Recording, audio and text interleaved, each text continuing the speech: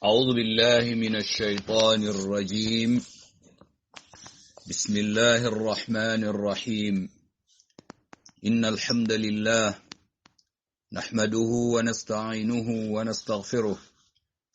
ونعوذ به تعالى من شرور أنفسنا وسيئات أعمالنا. من يهده الله فلا مضل له ومن يضلل فلا هادي له،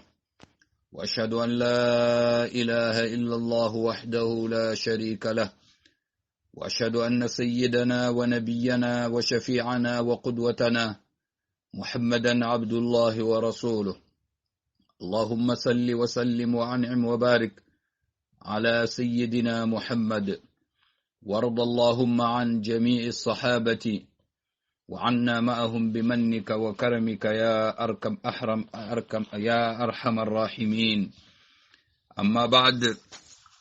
أيها المستمعون الكرام، أحييكم بتحية الإسلام. السلام عليكم ورحمة الله وبركاته. آخني مارم مترين كانوا ودخ سكوني ودخ خنتا ودخ جورة بسوغا تاخوري خيبه na wuto khirsunga na lilamunu yugundo ya kharu. Wallahu subhanahu wa ta'ala nyagana oga khidifate ke be joppadinga Allah ganna nawero danga noho. Allah ganna tarinke yang kana wondi na famu yere. Walla nyagana oga joppadike bohobe aganna ojofa khidifate legaren kay dome. Allah ganna ogomundi sawaban aganna tongunga aganno dema abane aga wurnone nun qamma. Allah ganno tanga bakka yonkilimu ado shaytane agarini katto eti foya Allah limu gafe kenga wurnone nun qamma. Wana duwa silami nim purunda o furunga kafini Allah ganna yampi maha, Allah ganna hinniya, Allah ganna lagari rakhe ke Allah ganna foso jonge rakhen jambando kane igada kubeni yinong iganna gamiyati khairi wa hasa tuntimme en ko tanganari Allah ganna o karbo khonchirondi o ginyini dukane jati gisiru ken kane walla nyagana duna khairi Allah ganna nyangoda wimpo gile ado saha ado kite ado duntenga hu oda kenya gallaya ananya ngodanga odo silamire mesu kendangi yampalle maremu oile kata o khidifate kebe agoda khana khanga juma sulellenga ke wakati me Allah kitabul lagarenga o khidifate nga kenya kama ayagani alquranul karim sura be oga madalla oda khagada joppadome ayani suratul maida o khidifata ke lenki a kontinene kenya khamma oda khagada digamenga oda khagada wara nukhube o kontinen ka anyana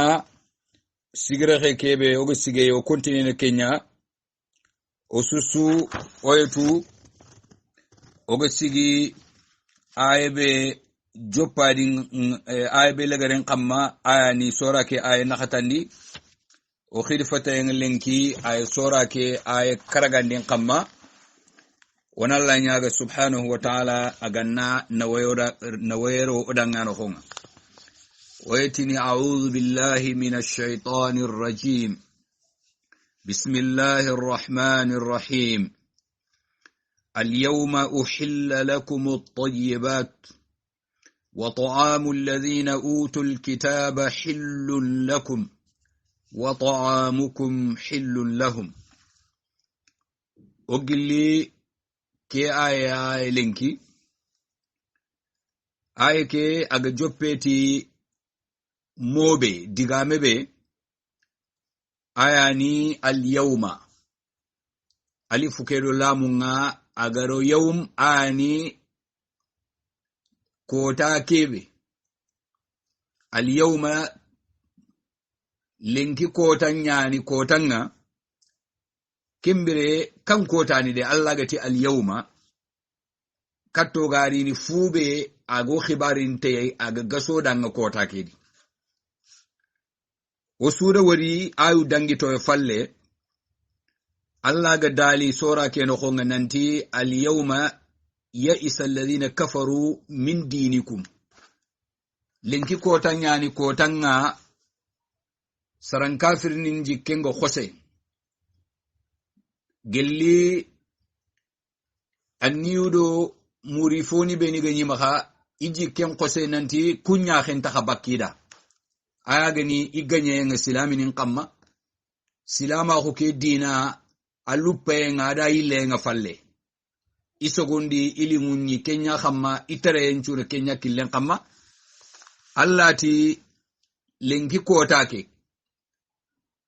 saran kafirni nga yelli jikken nga kenya ijikken khose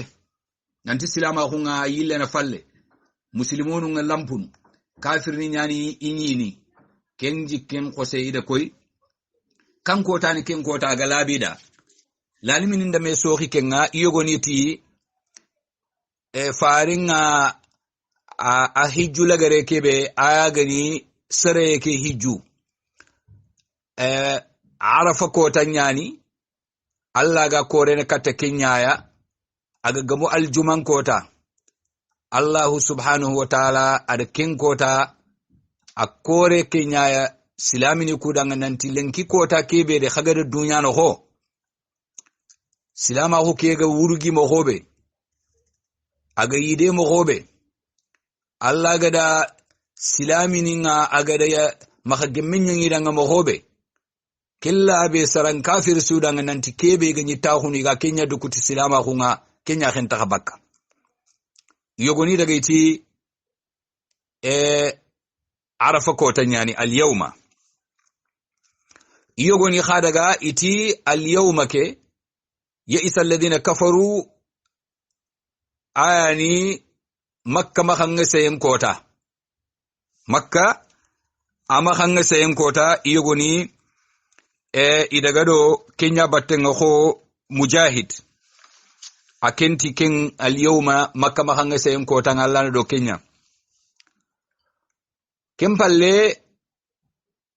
اليوم ريكم بالله خدي آياتي الله قدالي اليوم أكملت لكم دينكم وأتممت عليكم نعمتي ورضيت لكم الإسلام دينا كن آيخا الله يدا أخباري ننتي لنكي كوتان دي آني كوتا كيبي ngada khadina ngada timmande khada ngadi nemanga ngada kharaga na kha timmande khada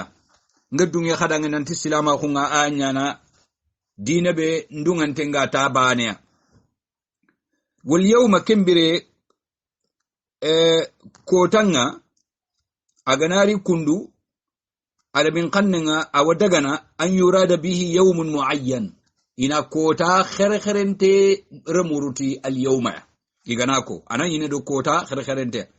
ken kota jadirun bil imtinani bi zamanihi ken kota agan ngawlanta ti gande ya ti wakatinga wa yajuzu ayo daga na khadi an yuj'al al yawm bi ma'na al an ay daga na khadi arabin qanna ganatan da al yawma anani inado wakati kebe anga ko sasa de sasa atu lenki kenna kota mumaya ha sasa ke wakati kebe angano ko ngani gatinan danga al yawma ay anda sasa worde ay zamanul hal الصادق بطائفة من الزمان أنا وقت يعني أجاسها أنا أوجا وقت نكبّم أوجا كوري دبركته كم بره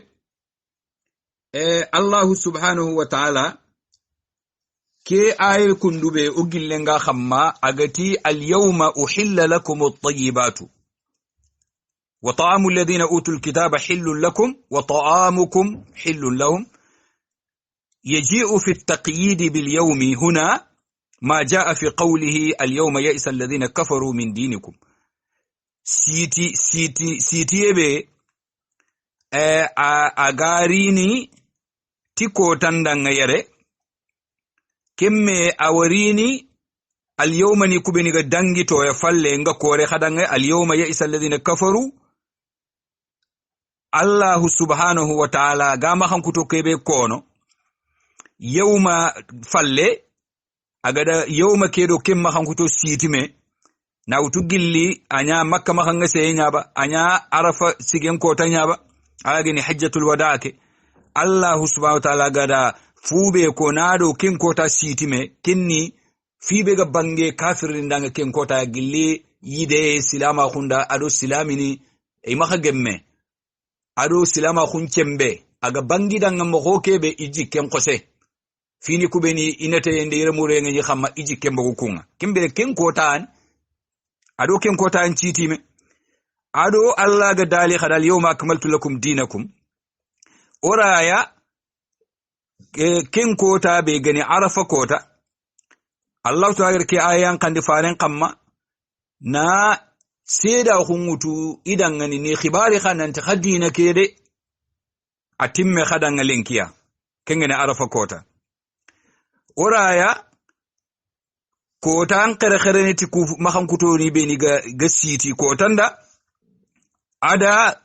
ganta ke kota be go mahallenki o ya ma'ana al-haqiqi be aga koto kudanga o etini kimmananta siti ni lenki kota ndanga kenda manne bawana kebe gari kotan palle ontatini akitida nga kin kota yayi akane amanya ga kitida parapor koto kubeni ga dangi arafa kota ke Allah ga da idina nga ga da timmandi islami ndanga kin kota nan yille ine man timmanni da kin kota nan yille dungeni danga gilli kin kota da nanti silama hundina sere su gana dini ganka huti dina ga fe Allah ta dungene antara gana bakkamma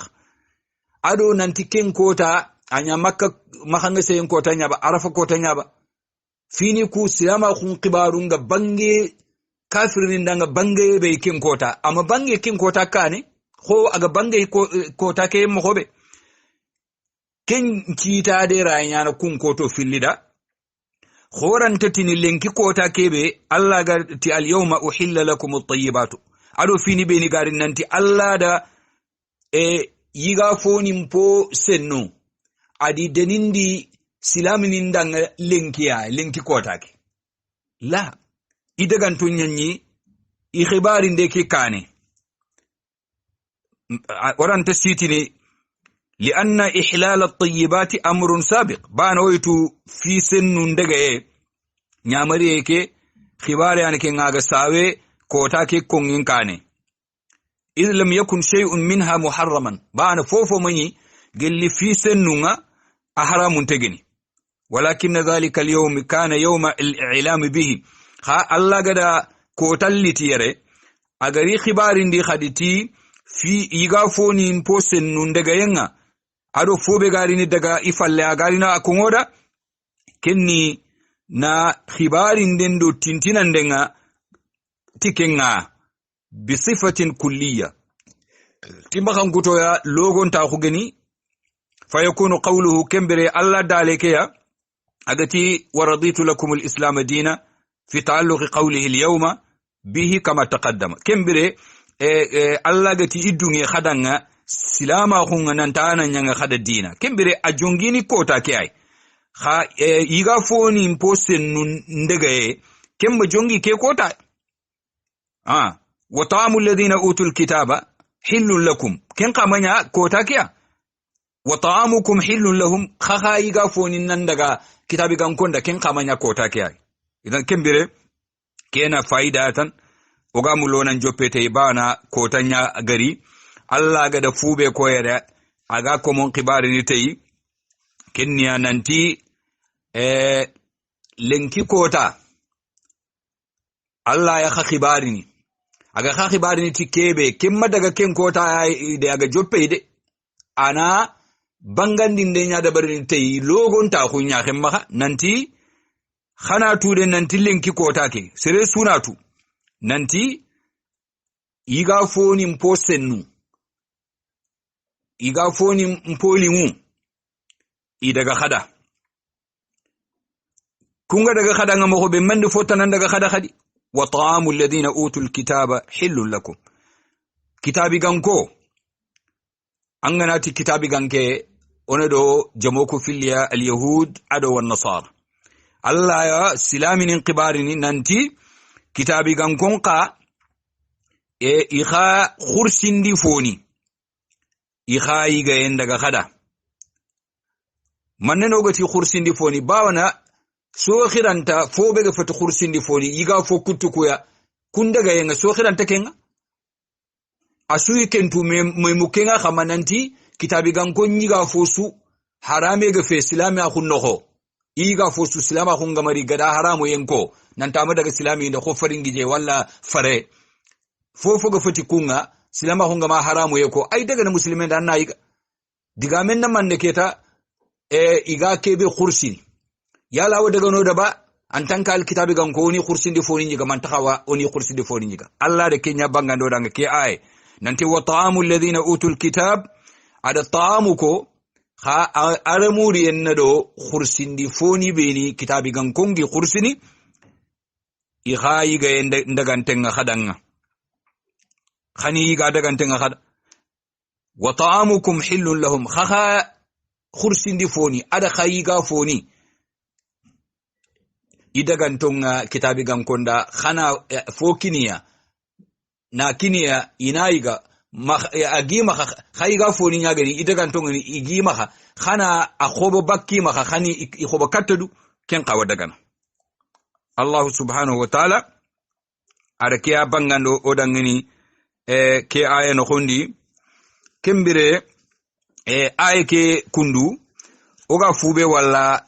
kinniya karrara ta'ala ihlal at-tayyibati alla da fo sennu yiga fo senno yiga fo limu alla da idani mpilla wadanga aya kere li bayanil imtinani kuro ifonnan cirahu yembangandenga komonda yiga fonnan cirahu dangati yiga fo limu fo daganto ni denindida wa da'wa ado ananya khirinde khadi lil ibadi komondanga ila shukrihi katta alla kufande wal iksari min zikrihi ado na gabonden da bari gelli alla fin kongenga ada tigande nda kufande haisu abaha lahum ma tad'uhum alhajatu ilayhi kinga gabonden ga nyana do fube kinnya alla aga denindi danga fonga kebe hajunga ima khakatai wa yahsulu lahum alintifa'u bihi min at-tayyibat dumuna fandenga gasunu idanga tikempo ya gelli fosennunga ke ani takrar ke filande ke gari ay keno khondi anani agati wa yasalunaka anil ahil yasalunaka madha uhilla lahum yantirni fube agadagi danga kinga kongino khube Allah gati yasalunaka madha uhilla lahum atqul uhilla lahum at-tayyibat anna ko idanga muhammadu yelli gamuli na tuwa yiga foni no khonga kebe ga dagi da keta fo haramun ton ko ngem palle annanti fofo gani yiga fonya asen nengani ali ngengani akabaye gamariti shari'an killenga qur'ana killenya gani ba annabi nyimmun killenya gani ayiga yenga adagante nyani da ayille fo sennuku daga yen kibaren kono ke aye khano khondi kudo na ifonnan cira khu yenya bangandi komo ku danga ni khir khadi katti kufande ado gabondi ndanga tifin konge kempal Allah gati wa ta'amul ladina utul kitaba hillun lakum odo ko yere ta'amu yiga fonyan khoytu yiga foni kubeni kitabi gankongi yigana yitere mu nyagani ba fofunchu nyagani ba me wali ente kun qamananti yiga yemma daga silamida kembere sefenga no khube khamma igana bisi fube gere khursi odi ganta dina yale khursi ndi foni nga yiga yenga daga no manta daga noda lalimini maka gamu yare nanti ta'amuke awreni khursi ndi foni nya ayani ay zabaihu alyahud wan nasara halalun lakum ya ma'ashara almuslimin kitabi ganko yahudi wan nasara i khursi ndi foni nga daga foni yani khadanga khakun tilamini jama duna baqil kufar anani kafir niku ikka foni makhempe yahuda wa nasarban kha ikumba ne yani kitabi gankunya ganiya iga dambin cefini katta kitabi ganka hunga kitabu khoro ku filli ayagani tawrata ndo injili kenyanya sababu ya igana bisi fube gar khursi anani ima Allah tana toko khira khamare ban har muslime ke magana Allah tokon tokono angana Allah tokon tanan ko fonkamma anta igen sakati serbe kenga fati muslime kinniya annabi nyimmunchu isu khiri tauhidi nya killen kamma isu khiri khadi I khadi kudo ina komoku kababaka filla kapenga nalla tono tokon ko khursindi fon kamma filla kapenyani kinyan cigi alkitabi gankoku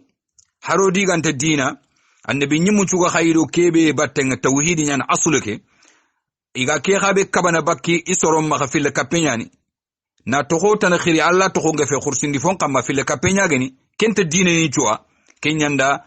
ku jamo fil khursindi foni ndenindi odangen kafir kutun qallen ngata anokondi naam kembere fa inna zabaihahum kafir ni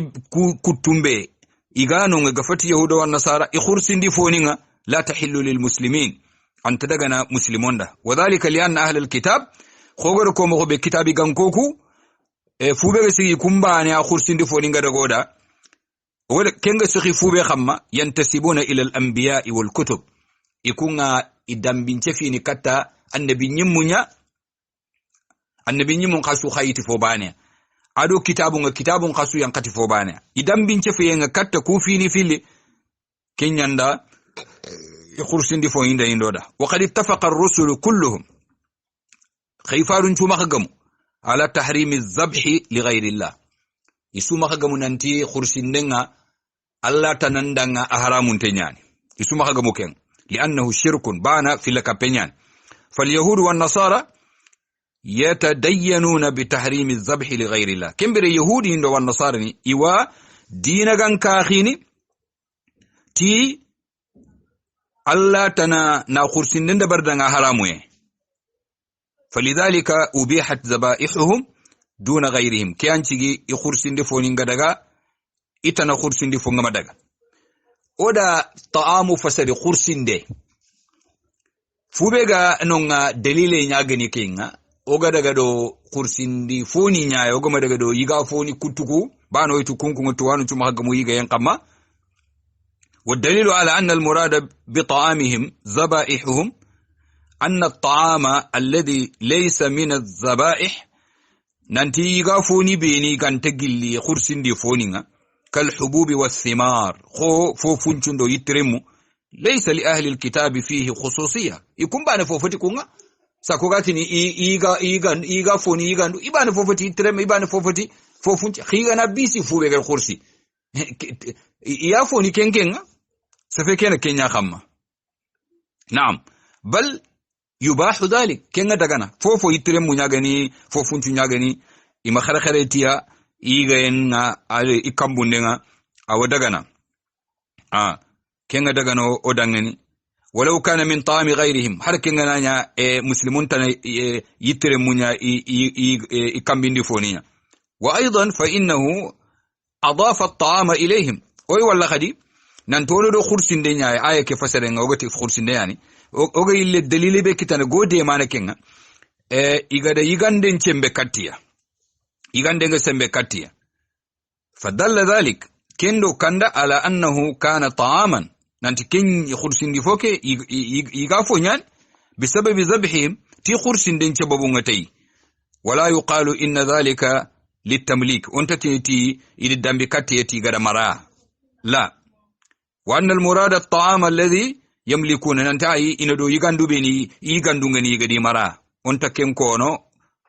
سرسو خانتا كيم كونو قلتو وانونا لأن هذا لا يباح على وجه الغصب ولا من المسلمين كم بيرو يغافوني كنت دغانو دا يم غير فوبك تي غدا مرا ونان دغنا كين قدا باكي مخ كنت دغنا يكون كارامبي انت دغنا مسلمون يمي دورو نخان iga foni ngani kebe igada mara sere gari ni kenganga a forsenta ngutu baki ima aye kenta do kenga kempalle Allah subhanahu wa ta'ala agada bangando dangani nanti feelingu iga folingu yonkin jongin tenga i khanu yen khamma jikku sirgumunga ado hadamare ma khunta bengati seresu igi imulla allati idi deninde khada kempalle soroku khabeni gani kitabi gankonga igari khakane allati idi kha khursindi foninga idi deninde khada ngani do isembe ndo itigiti yenga tawrata ndo inzilinga kempalle oy famunu nanti khursindi foniku iyiga yenda godanga na joguman ne khamma birambe ay kebe gari ni gabanga ne odanga nanti ya khallimma khun qadaga odina kha kembire fa hillu dhabiha tabi'un li hillil munakaha yiga foni i khursindi foni niga ndaga yengoda kenna foya ada manne botu adi ya khallimma khu ndeni yenga odina khanga ada kenya botu kenyani Allah da kenya bangando odanganere kha kitabi ganko go fut serosu e khursindi fo inta daga noda khida fillana utubakka ibn al-musayyib ma annahu qala nanti سعيد بن المسيب أتي إذا كان المسلم مريضا أتوتن دنga مسلمين أنا خجي أغوتي أكوري بيسيني يخرسيني فونغاي مغا خرسيني فأمر المجوسية أدا مجوسي نيامري أتو المجوسي ينكو يخرسيني فو ينتا دغانودا إيخي يخرون تدغانودا خا مسلمين أنا وتي akodi khursindi fon kursini ada majusi nya kita ada nyamari an yadhkura Allah nan tanalla finko wa yadhbah ana khursinde ndaba amana nan la to gonko khursindi foke kama ana khursi fala ba'sa Sa'id ibn al-Musayyibati majusi ngana bisi muslimin kursindi fonga ta nyamari yenga ada aga da nyamari nan tana Allah to gonko khamma aga nan la to ko khamma gana khursi awadagana وقال أبو ثور خاتي وإن أمره بذلك في الصحة أتهرغنا نياغا وتي هرا سحنتنا مسلمين هران چحنتي أنغنا مجوسي نيامري نانتانا أن قرسي دي فون قرسي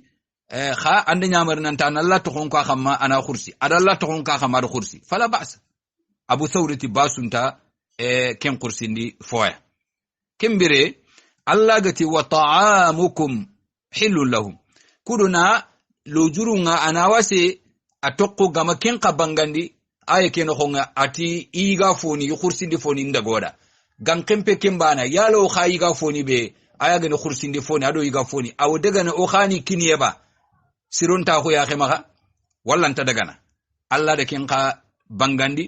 ati kha iga foni aga gilli khadi kursindi foni ay daga na khadanga khana yigandi kitabi gankonga khana kiniya walla yelganani khaiga foni ngani iga foni be igani wutu igiga gana khana ikhobo katta duena out akhobi maka ken qawa dagana kembira Allah subhanahu wa ta'ala gada kembangandi iga foni karanga kencu suga dangi keta Allah subhanahu wa ta'ala faga rini keta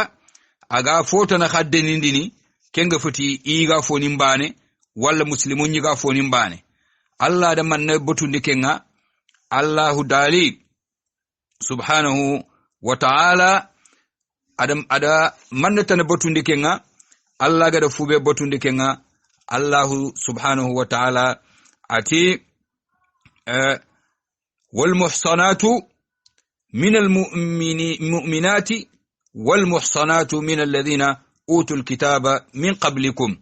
idha ataytumuhunna ujurahun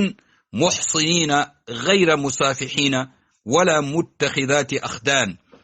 ومن يكفر بالإيمان فقد حبط عمله وهو في الآخرة من الخاسرين وانترين كتا الله سبحانه وتعالى أغري كتو يتفوت نبي أغري كنقا دنين دي سلامي نندا أتي والمحصنات إدنين دي خدنغ خدي خكون تلاميني مؤمنين يكو هور يخرون تنغانتو المحصنات أي الحرائر العفيفات من المؤمنات مؤمن يخرو كوبي نيجني هورون igadi dumar igari le nyana soro khadi igari du tanga bakka jeniyenga kunya khiyen daga khada min alladhina kun daga khada de wal muhsanat min alladhina utul kitab min qablikum adaga khada nga khadi khana kitabi gankoku ikha hore ya kharu ntanganto ikha khiyen daga khadangani kun khaye khiyen daga khadangani idan kembire Allah subhanahu wa ta'ala ke ayere kundu agari fube gada bangando dangani kenniya yiga foni ku daga yempalle afaga o khibar ni khadi nanti hore ya kharu beni khiyen daga khadanga silamini hore ya kharu ntanganto itanganto ngani baka jeniye allan kute kunya khiyen daga khada ke agada kenko lil hamli ala ma huwa al awla afatqona anti hore ya harun tanani yikhiyen madaga no kebe ga ngawlanta aya ke safati kenya la li nafi ma adahunna afatinanti gato hore haru ntanganto yikhiyen daga khada fofo fube ga foti kunga kunya khiyen madaga khada la fa inna nikah al ima al muslimat sahih bi ittifaq ba noytu la limini nanti mahagamu nanti muslimunu ku mare fo ya haru tumbara ya haru mare fo ya haru ikhaye khiyen daga na bi ittifaq وكذا كم مخواني خدي نكاه غير العفائف يا haru beni ikha muslim ya kharu nyagani haragana ni igama tange kholal mi nyogoni ga ko mabe hari gama tange bakka allan kutenga hari gana igama tange bakka allan kutenga ha kebe gani fo sahantinke lalimi nim poga be ga kenya khamma kenya hore ya khari ntanganto adaga silamini ndaga ina kunya yakhi ganta lojuru nganyangana nyana ke aga kitene kenda manne angana ni hore ya kharin tangante yakhi jogo ne gantamba ankora yakhi ni tiken afilla nin qadi angama yakhi khada anga kannan nan ma daga khinu allan kute no kembere alla ya mare fo ya khare tumbare ya khare alla yakhi ni tiku sababuni kenga fe aya ke gati wal muhsanat min al mu'minat wal muhsanat min alladhina utul kitab agati hore khadun tanganto yikhi ndaga khada ado ya khadin tanganto kubeni iga gilli kitabi ganko yahudi wa nasara kun khayi khi ndaga khada ke ada ke tanganta khudo hore ya khara ke ada ko do manne wa hada mukhassasun ari yakuluna qarqarendi li qawlihi ta'ala Allah dali agati wala tankihul mushrikati hatta yu'min khama mushriki ya kharu khama khiyi ay ke gatiyere wal muhsanatu minal mu'minati agada mu'mina ko ke koyere kudo nan qarqarendiya nan tamo wose banes angatina hore ya khare nyani atangante nyane bakjini nga anna kinya ykhita ananya ndanta dina kena gati minal mu'minati ada ken qarqare bakka Allah dale ngagati wala tankihul mushrikati khama khafilla kapana ya kharun yakhi hatta yu'minna mi gambugu filla kapeke kilenda dina iganya mu'minini kembere aw daga nandanga ken ngati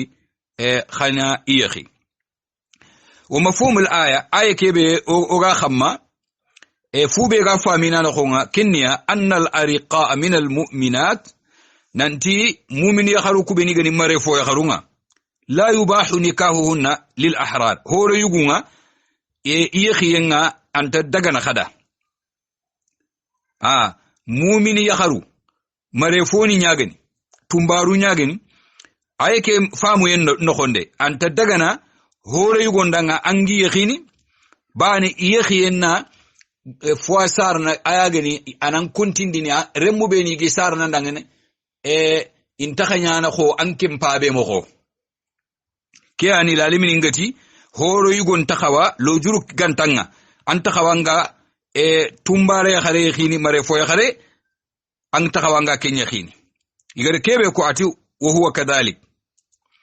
kundunyi man ganta lo jurni nga oirini wari wa amma alkitabiyat kha kitabi kan ko kharu fa ala kulli hali timo khosu la yabihna yekhi entadagana muslime yugonga yekhini kundunga ganta tishartini wala yajuzu nikahunna lil ahrar mutlaqan kembere serebe hori yugo nyagana antadagananga yekhini liqawlihi ta'ala alla dalendagati min fatayatikumul mu'minat agar yekhike konanti gelli kha yakharum fonnan kay yakharum mu'minini wa amma al muslimat idha kunna raqiqat khayel ganani muslim yakharunga igananya mare fo yakharu gananya mare fo yakharu mana kitabi gan ko ku yakharunga yekhiye be ogota ama khawa kenya igafati hore yakharin tanganto oti kenyani yekhiye nganta dagana khigananya hore yakharu inya tanganto yakhadi bakka jeni nga qur'an de ko nanti yekhiye ndagante nyanoda kembire muslim yakharu kube ni gani mare fo yakharunga fa innahu khogade digame ko kore katay mo hobe la yajuzu lil ahrari nikahuhunna yekhiyen tadagana hore yugonda illa bi shartayn gantati shartini filli shartini ku filli afaiku adamu at-tawl mananga kitayin balahu kitayin tangahu ganay moye gantamma Allah ga hore khare yakhini kena bane sharti fillandi wa khawfi al-anat anga kanna khadi ngama yakhisu ngakhne kutayen no nga jeni en no kembere tiku sartini filli ay dagana hore yugondanga anna mare fo khare ni khanna tumbare khare nganna yakhi kese fe soga kono na jogu fo nyakama aya gani sorobe ni ga kenki ten no honga kiyega de mudangini kengani adu o sefe ke manan no nyakama khawachi sere suga anyimme amare na nyimme ona yere faamu meda nga siri sefenna wase telle wuti aga jogini mo fo xamma nañu o anne enta ken xamma ona ayu ku fasari do ayu ngari ido moni beni gari moni kure asoni kan kanona ken pasar ni kundunya kembere kiundangi kiesuga ya adu alhala andangi aye ke ga fube kono alhala ni beni soronga dunyi no honga mare fo hungadu kitadu mare fo ni ngano tumbaru ngano kembere anta dagana hore ndanganga kunye khini anani moye ngamma khalla amme kitananga yakhini khayli moye gantano anga moye khanga kanne jeni nga har kenkiye ganyi ke kite ga soroku khamma ay dagana ndanga kete tikorinta hundo lojuru gari bane Allah ya fonda bari ti lojuru ke a haqqenga kembere kengana dangi wa amma al-fajiratu ghayru al-afifat ani zina yakharim pajirni kubeni gama tange baka jeni yanga fala yubahu nikahuhunna kunya khiyanta dagana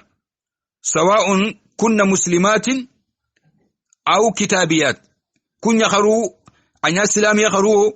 anya kitabigan ka ya kharu igamanya tanganto baka jeni yanga khiyanta dagana hatta yatubna migan tubi baka jeni yanga ado kutendo fiburinyange liqawlihi ta'ala Allah dalenda agati azani la yankihu illa zaniyatan aw mushrikatan ati jenana anta fofo yakhini ganta jenana walla fil kapana anta fofo yakhini ganta fil kapana yakhare fil kapana jena ina yigo angana mulan nan yakhi annami jena yigo yakhin jena na yakhare yakhin fil kapana kha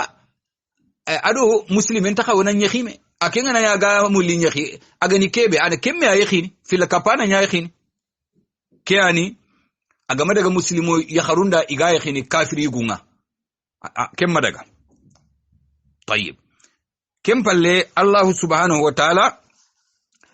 agara ke ala hala bangandi odangani lalimininga ifo gabo gilli fuqahawni igada fube ko kenniya nanti kitabi gankoku iye khiyenga awadagana kitabi gankoku beni iga dina ganka khuti tawrata nga ado injilinga قبل نزول القرآن قرآن ينقين كاني سربيني غني كتابي غنكو يهوديني والنصارني قرآن ينقين كاني اتغتين تنغني يهوديا خونيا ولا والنصارى خونيا قرآن كاني كن يخينغ دغنا فمن دان بذلك الكتاب سربي عنغنا دوما خيانق عنغنا دين غنكيا تي كتابو في لدبانو بالتوراة ولا إنجيلي بعد نزول القرآن ينقين كم بالله أما القرآن ينقين بالله سربي أنغنا دين غنكاهو تي يهوديا خو دينا ولا والنصارى خو دينا قرآن ينقفله خرج عن حكم الكتاب كم بره كنا أكي تنبغو كتابي غنكاهو كي تنهو وهذا مذهب الإمام الشافعي رضي الله عنه الإمام الشافعي أكين يندا كيدتاي آليتي aya gani kitabi ganka ya haruku yekhiyenga aga daga na silami nindangati fube kenya kan kitabi ganka ya khare kebe aga dina ganka huti taurata nga walla aga dina ganka huti injili nga qur'ana yanka yankani khayilla gana dina ganka huti ku kitabu fille qur'ana falle ko wachoga wakati kebe selebe garono kitabi ganka hundi nga sasa kuma imamu Shafi'i diga mek walla anga yana yahudi wacha walla anga yana wan nasara wacha akenti kentoro no daga yake kiten no honga anta daga na imamu Shafi'i yanda ke fatampanci ya dabari wa amma ahlul madahib as-salasa kha madhhab sikku gumuku bega to sikkoku maliki do Shafi'i maliki ado ahmad ibn hanbal ado abu hanifa ikunga falam yaqulu bi hadha at-tafsil ikumma safeti ke fatampanci ya aya gani kan kitabi ganke ni ayo ko yenga daga islamin da nanti kebe ga kitabi ganka ko qur'ana yanka yanka ne kenya yake nan daga ha kebe ga kitabi ganka qur'ana falle kenya ke ma daga shafi'i daga dokenga shafi'i ga fe sikko kutuku ikumma ke fatampanci yako bal atlaqul qawla ikunde diga men ngarata na to logo yenya khimma bi hilli akli dhaba'ih ahli alkitab ay kitabi ganko nkursindi foni nyigaye ndagaye wa hilli tazawuji min nisaihim ado ikharun qayhi ndagaye madhhabi gumu kusiki safati kenya walau dakhalu fi dini ahli alkitabi ba'da naskhi hari ganaro kitabi ganko ku killen nyaaya agurje empalle to qur'ana yanqaye yan kembere kiyana mas'ala be lalimi ngada yirwande ndabare kudo fayidan danga wana ako hada kempalle Allah subhanahu wa ta'ala gada kitabi ganko ku ya harun yende nindi ambana keta idina ganka ko tay qur'ana kane aba ma falle aba kembere keta Allah gati kitabi ganko nya harun yende gante nyani ono tokko adagante nyani adagante ngeni mo ho anna faynya yala atangante nyane ba baka jeni ngaba mama tange yalla ga matange baka jeni nga muslimin ya ganan ken an tangante ngen an takawanga yakhin bana annan kawam me yawuto akan kaw yakhini me ya bana kempati ya wadi me yan kaw jeni ni kiyani Allah ga de kinde nindi afaga shartin kono daga yake ga sakkake yin sharti ya khamma ati idha ataytumuhunna ujurahunna Allah ti idaga de khana kitabi gam ko nyakharu nyakhi yakharin tanganto hore yakharin tanganto iga tange bakka jeni yenga igana yi hari ga yahudiya ku kya kamma walli ga wan nasara ku kya kamma angana la fayikhini Allah wa yakhini anne yakhini kan charti khamma angana afutte mbagande angana kinai adaga do yekhi daga tikenya idha ataytumuhunna muhurahunna faman azama ala an la yu'tiyaha mahraha fa innaha la tahillu lahu khasalabe angana fanqe nanti nayakhina kha ntawa afuttam ponkinne kembere anta daga nan kendanga anga yakhin bana ngana yakhi kam jeni nyal ken yakhufe kembere kiani fube Allah gadi yakhi ke denindi na ilande kattay fotana be ganonga agada idafa be de belgati ujurahunna idafatul ujuri ilayhin agada futtendam bin cefu katta yakharu kubeni khagi yakhini kendam binde katti de dalilun kena dalil khorea ala anna al mar'ata nanti yakhare ngade anya kitabe ganka yakhare o anya muslim yakhare o yakharin kinta yakhare ke banga yakhina nga futtembagani afutteke ko foni tamliku jami'a mahraha afutem mumuma ayana marna walaysa li ahadin minhu shay anta daga na sere sudanga anga taqqewutu bakkakenga aya foni illa ma samahat bihi li zawjiha ma immegana dungeti kebeya aga kenya ni kinada au waliyaha walla aga kenya ni iwolinda mana awoli kebe gana awolinga afutteke aya fogana gana mara agana le fanya ayogo nyanda serebeda walli namu mankini serebe au ghairiha walla ghairihima walla kufili ditana kembere serengere kebe mara alla ya yillan kupenano honga tanchogonga mo hobe gallinganda khasartana kempe idan futtunga ya harunya foni futtun nankini ya harunga fotana yeroga wutukite aya gani taqyidu tahlili bi ita'i al-muhuri agada deninta xuke yexike deninga agada siti futtun kininde yadullu ken qayo kandana ala ta'akkudi wujubiha nanti futte ke bagandende wajibi nyande wala anna al-akmala bayanuha nanti khadi fube gena fo timbante na abangandi na futto ke bangandi ana wase nyana foya amu kuntengeni aganta tuyini kembere bana yokuke adaga yennedo aya baten ode kenko futte yoku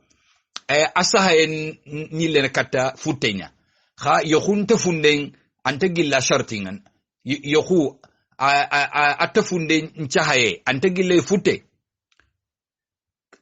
futte kembere yokuke ay mesahanta hun nille na kata futte kha yokunte funde ante gilla shartingan anti futte kuni safo fila iganta ban ana safo fila anuku iganta ban kenya faike serenga na yakhare muru o muru ni mo ke wacha anani futte makongi yakhare ke kara yigo ke ana yakhare ke khena haraga na ga malegi ndi haraga ma yaga da futte magan yigo ke khaga na kara aya khari muru ntenga sikki aya isara no nok yigo ke kara kata ga legi ni katidu ana furjana afutte awojebinte nyani kenga bakka yigo kebe kara agada fube toho ane khayene kha ke labudona kukitu famwa idan kembere jaha yahunta pencha hantahu ante gille nanti futte kha yahuke yimme sahantahu arante nyana yahunga kontinene yakhallem na khangana yi futte ke bagande anni ente yigo kema kenyo masaha na'am kiani fube uga famunu ano honkadi agari khadi agati idha ataytumuhunna ujurahunna amati idha ataytumuhunna muhurahunna amati khagani futunkini atkhagani imuso itugadin kiniya wa tasmiyatul mahri bil ajri na futten khiri muso manne Allah ga ma khiri futte du bana khiri muso yadullu yara ayu kandana ala anna aqalla sadaq nanti futten poro khengade la yutaqaddar inta khudarni khonanti futten poro khenna ke kaja sere surante tinandanga futten poro khenna ke kaja kama anna aqalla al ajr kho musom poro khenka la yutaqaddar fil ijarat oraga ta khudarni musundo nimbangi tugadi nimbangi kenyani fofo ay sahana futte fontaro kono futte da bana foro khintano ogati na Allah nyaranga agaro horo ko futte nan kawnyana ke Allah faring alayhi salam agar sahaban danga agati ke mulla ina ke khare kundu yimulla farin tidanga anna futte mbagandi haragana ya khatam min hadid mekhem binne ndoromma awt ke kundu fofo fotike mekhem binne ya doromma haqqe me anna bagandi futte kenga sahana anna sora anna nya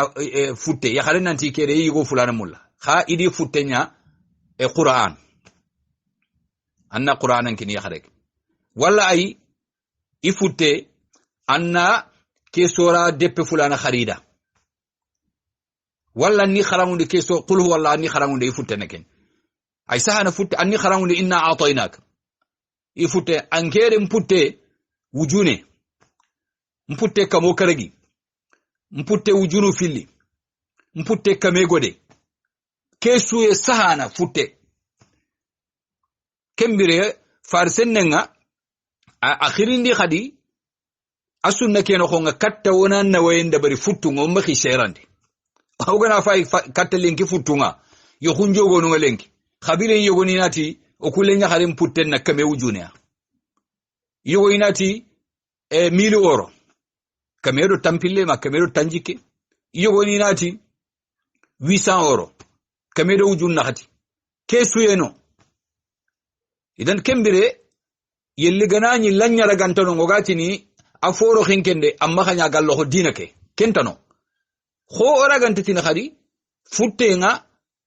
anta khaw gakinine kexa warante ken ka kono kha faringa di sunno khonke ada futten cege yenkege ama khanu amara mur ati yokhube gambare kinta yokhuninchu osu khamulo yokhuni be gida bari nambarakiya kenne yokhube jogo ne ngeni a jogone na utugi la futte na lawara yekhiyeke halani beni gadde bari nano yokhu sugan na wade aya ni yokhube gambare kinta khorna fay futte ngo khotono yokhunkaane fini beni gadde bari niya yakhare ngara ganta khayi khini wacce na to ikanga magangiriade ata gore khendo capital ngala to lato inata ragi mo khogomundi yokhunkaane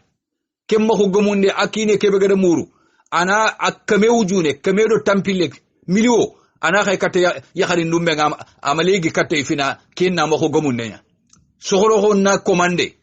boyeni almoir ni na commande keli ke khore osu akhenya fay ke ago osuna khanga asuga ke dabarni amodinte ya almaminte adabugu mefe atunkalle mefe aswane ke dabar khoronte fay nona nyille o falle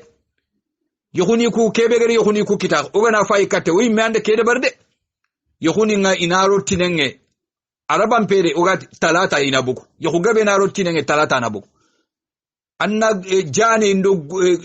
anna ankallu gom palle anna sengu khalisin jane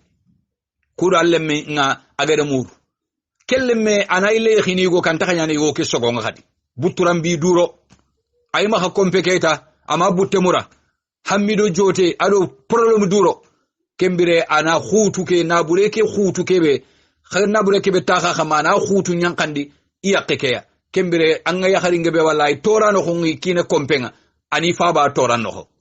ibe ni gada ire menya ko marsandi nga igade jonko khore njoga khamma kine nga gada bagandi ya khare mbakanya nga sogo ya khare kinga na nyan chogo ngobane ay mure nanga khoga ku yokhuni be ni no khonga sasa wona Allah nyaga ta Allah ga no suturi kembire khorna futtu ku rohondi anke ngere sere kita khawancha ala itigiti nandanga allemme suturan kamma ana sigita biradi ada awirexe ada fetu fatadi ngede simma kewo sede anna manata murun yogoyno nga kempai linya kharun qus khoro na khati karogo yima khi follaqe igana marun chankilon qobolenkide koye ina sukatu ankende kita ide ige mbagan kamma ide likke bagan kamma kenga sankenda ma khali letin khala ngai le khalsin jane utangan kallu gom pallenta wondini Allah ganora khadema Allah ganna famu yengoda ku ala halani beni wacogodi nya ladeniya ogi dabarni o pare wona nya kheme fo burenya o mo pare wona nya kheme fisire kenya fay ke wacha ankelle nyakare haraga na nganta mulanna amu ko gomunde debar ko ykhuni be ne dabara kani atella wuri ananti ke faba amu sigi faba kun cigira khangida bana imenja ngego kenga yakhina daga dakaro aga ngimo ko gomunde adaga minna khadi capital be ga afrique jamanuku duranta bonna me falle kembere ananya mpaba ga maken dabari afagi to munya khamade an kenga da nya khimutu da minja ngekebe iga daga mo ko gomunde dabari ma capitalinga ado woto fakkonyo kengari igado kunya legindini maka wutu do kembatenga ido fo dabari ganta khawa kembire serenta ya khendo serenga kebe ganta khawa ngati mangande ken dabari kasaro duro o yokhuni kuno ko sas kha kesu ko ngine ado ga mukude kha khumbane imme khadi serebe gana yekhina khada anta yekhini maganda imo ko gomundia waya khinyane o digame keke le fi femene nam batido digamu ku kebe gino ko ngade kenya da problème ke Allah ganno dema Allah ganno yida kiani Allah subhanahu wa ta'ala kiya bangando ngani ku ayu kha no honga kembere ngasimana oga wakati kebe no hon kundu sasa Allah subhanahu wa ta'ala gada wona ayeki kinyandi Allah gati lenki ko tande iga fobe tan deninde khada kitabi gankoku iya hore khadin tanganto ire kun khayi khinde ninde khada kha idi deninde khada shart khagana ifuttamponi nga khagana ikini ya khagadi bagandi khani futtamponi ku kiniya ikini ke khasabo nga manyati fofo ganta muhsinina khagadi kiniya te khanan tangeti yeti yakhunya khani imusoni ku imusundoni ku khani bagandi ni ade anani yakhunya ga da kharo khana futteke bagandi ghayra musafihina amma khanya angar khalsi ke bagandi angar kiniya khare ke kudo jeni muso nyagani anga khalsi ke kinne te khanan jeniya bana jeni yanke anta daga na haramun tanyani ti ambana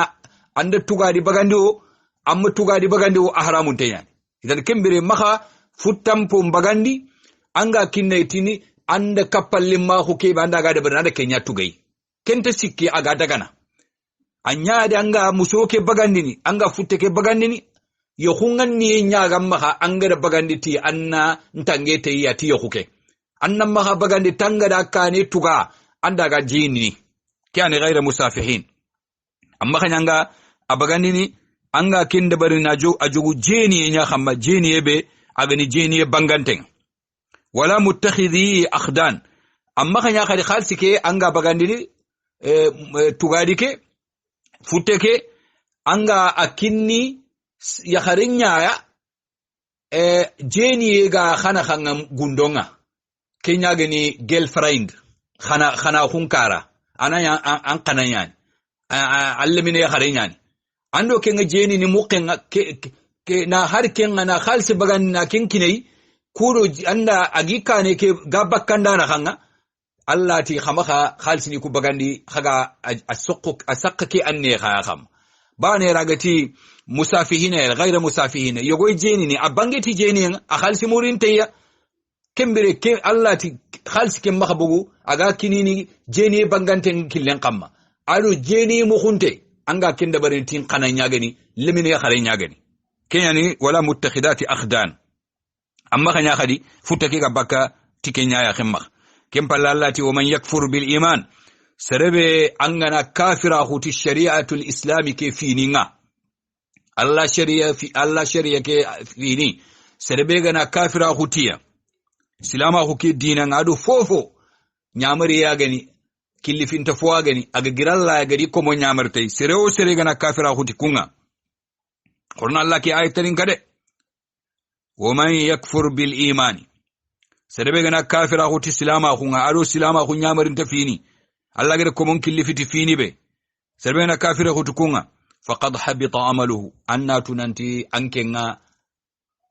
anda foda bada angollunga ibono bana anto kono murtadiya murtinta yemme angada gollu su dabari gollu ku bono gollu ku ibono wa huwa fil akhirati ken kamanga sagaye ga makite adanga katta silama kunga ki ala hala falle aga na kara ki ala hala kamma la hara ko tande min al khasirin ana gilli sare kumantonya sar perdi tonya iga perdi imenia I perdi idunkonga perdi tentele khiyama kotanga ga kesere perdi ta hunga ga bakamaga tintonai kembire yerukundu lalimininga digangebe yima khamma serebe angana kafirahu ancilama kumpalle akade katanga kafirahu nanyi silama ku keno gonya nyambarin tafini ko angi dabarni anga sumini anga sallini anga jakkana andaga hiji alli amurti yake falle angana kara murtinta ko ke khammani yala angoluku ibonne ani angana kara kafira ko ke khammanga de angara fosire su dabari murtinta ko ke da su bonondi ma ayi angana ni anga masabati murtinta ko ke khamma anyille katta silama hunga angara golle sir fonobe dabari yali yitange nanda ba ma inta tange nandanga ibono timurtinta ko ke ulama uni nyogo daga iti serengana kafira huti silama hu nyamarta fini antongundi en palletiya aga de nyangere golle sura be sallu kudo haraga de nyanga hiji angana yille katta silama hunga an kun callo fono ba ngay dabarin to fosirona parce que murtinta ko keda so bonondi angade nyanga hiji silama hungi ju angade yille katta silama hunga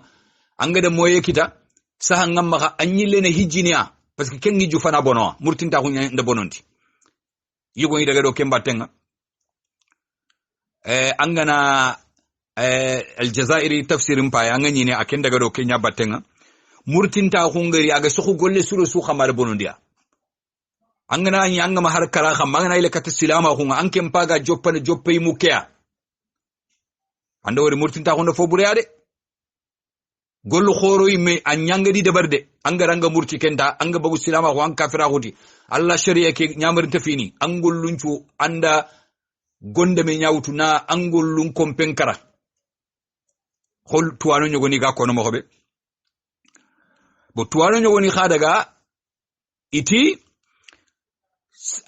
serebe gollunga bonnoti murtinta hunga aganya na perdinte ele khiyama kotanga serebe anga murti anga kara murtinta ho ke kamanga mayille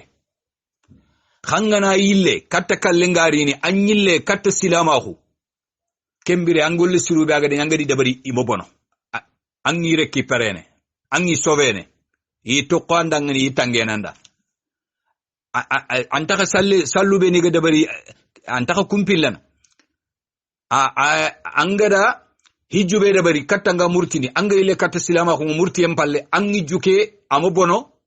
arage nandanga hijwa angana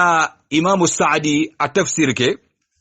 angana ile katta ke ngagani taysirul karimul rahman fi tafsir كلام المنان لعبد الرحمن ناصر السعدي أنغني أكننا أجر آية كفسري على فسري كمانا إبيعنا يلي مرتين تاهم بالله كت السلامة هو نقلنا أنقول لسروكو إمبونا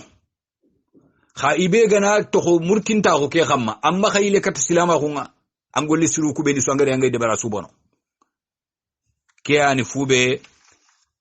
إمام السعدي أجركو يتفسير كنوه كمبرة آخني ورايا لينك خرانك كيها ورايا سجيني يره وانا الله سبحانه وتعالى نياغا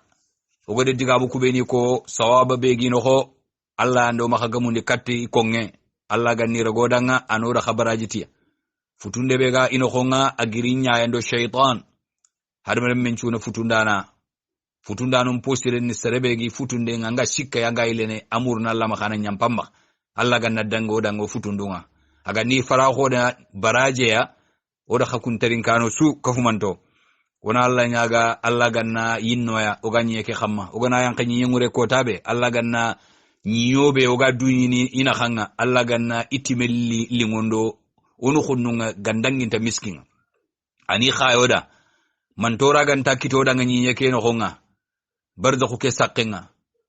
aljanna nemani ngannari gan igonyini no wundien kotanga alla ganna yinnoya aganna duntenga hunga ganna agujo sondomu ado haqilu alla ganna onya komobeni iga idenne katta ten tambange aljanna gati no hube alla ganno sigindi ti dono alla ganna fonnancira hodangani ti aljanna royenga aga no doro ti nemani beni ga aljanna yi odo saranon charanon kharam mohoni walla nyagana ta fonnancira hunda kallanka hunda doronta hu aga de lenki koyo mo be alla ganna kota gabo aga ni koyo ya lenki kota ke falle oga dunyini koto no honga o sahampo timbante o duntenganto o arjahanto o de nyaga Allah subhanahu wa ta'ala kembere akhini khara akhi fode brim khase dukure khada na khidifate ke khamma aga serena khay ku digande pu khamma assalamu alaikum wa rahmatullahi ta'ala wa barakatuh